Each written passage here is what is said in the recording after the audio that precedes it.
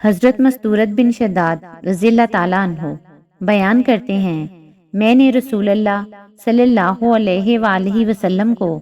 فرماتے ہوئے سنا، اللہ کی قسم، آخرت کے مقابلے میں دنیا کی مثال بس ایسے ہی ہے جیسے تم میں سے کوئی اپنی انگلی سمندر میں ڈبوئے، پھر وہ دیکھے کہ وہ انگلی پانی کی کتنی مقدار کے ساتھ لوٹتی ہے۔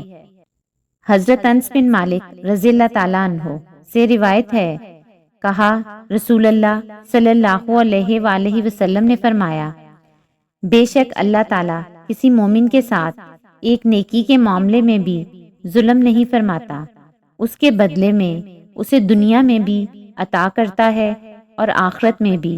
اس کی جزا دی جاتی ہے۔ رہا کافر، اسے ان نیکیوں کے بدلے میں جو اس نے دنیا میں اللہ تعالیٰ کے لیے کی ہوتی ہیں، اسی دنیا میں کھلا پلا دیا جاتا ہے، حتیٰ کہ جب وہ آخرت میں پہنچتا ہے تو اس کے پاس کوئی نیکی باقی نہیں ہوتی جس کی اسے جزا دی جائے۔